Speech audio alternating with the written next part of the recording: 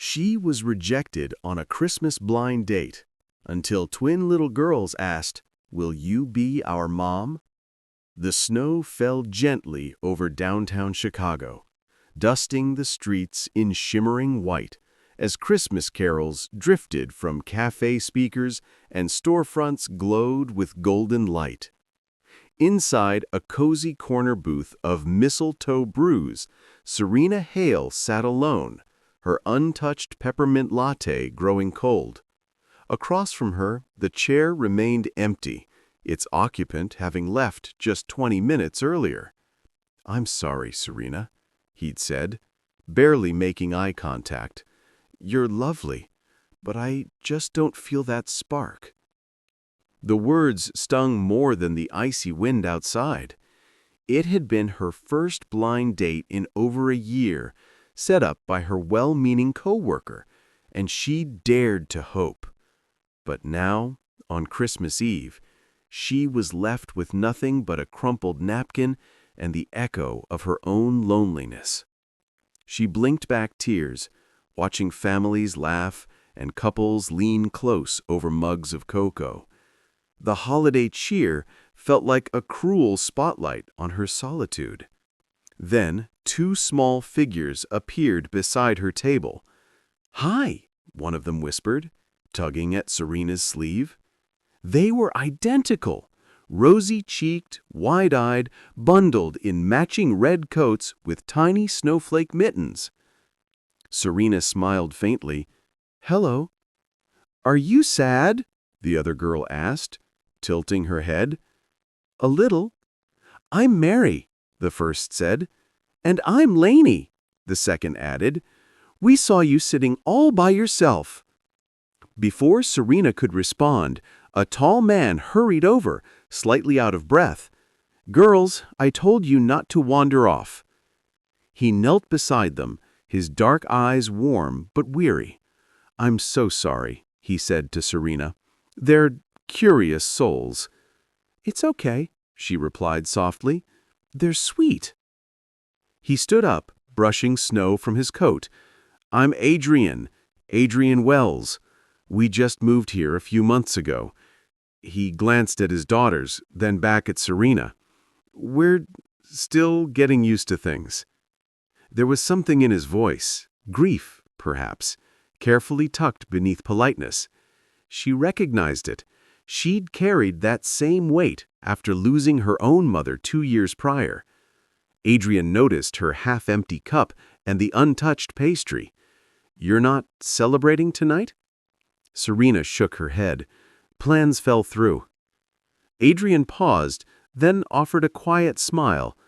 "Would you maybe join us? We were about to get hot chocolate next door. It's just the three of us, and honestly," he glanced at his daughters, who were now climbing onto the booth bench beside Serena without invitation, "it might do us all some good."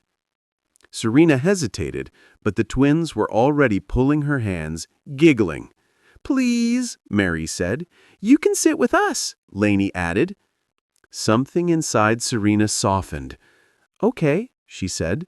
"I'd like that." At the cafe across the street, the four of them huddled around a small table by the window. Adrian told her how his wife had passed away unexpectedly last spring, how the girls had barely spoken for weeks afterward, how he'd taken a new job in Chicago hoping a change of scenery might help them heal. Serena listened, her heart aching. She shared her own story, how she'd thrown herself into work after her mother's death, how she'd stopped believing love could find her again. As they talked, the twins alternated between coloring on napkins and leaning against Serena's arms.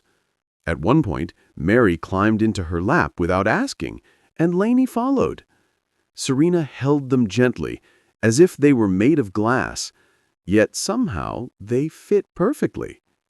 "You smell like cinnamon," Lainey murmured sleepily. Serena laughed softly. "Is that a good thing?" "The best," Mary whispered. When the cafe lights dimmed for closing, Adrian helped the girls into their coats. Snow had begun to fall again, thick and silent. "I know this is sudden," Adrian said, turning to Serena with hesitant hope in his eyes. "But would you let us see you again? The girls and me? We'd really like that."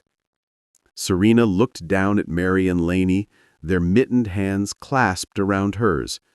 In their eyes, she didn't see pity. She saw belonging. "Yes," she said, her voice steady despite the tears welling up. "I'd love that." As they walked out together under the streetlights, the girls swinging Serena's arms between them, she realized something profound. Sometimes your greatest heartbreak is the doorway to your greatest blessing. Her blind date had rejected her, but fate had been weaving a different story all along. One written in tiny handprints, whispered questions, and a love that needed no spark because it was already burning bright. And when Mary looked up and asked softly, "Will you be our mom someday?" Serena didn't answer with words. She just squeezed their hands tighter, her heart already saying yes. If this story touched your heart, please like, share, and subscribe to ACA Story Jails for more inspiring tales of love, second chances, and the magic of Christmas. Stay with us until the end, and don't forget to leave your thoughts in the comments. Your words inspire us more than you know. Tell us, where are you watching from tonight?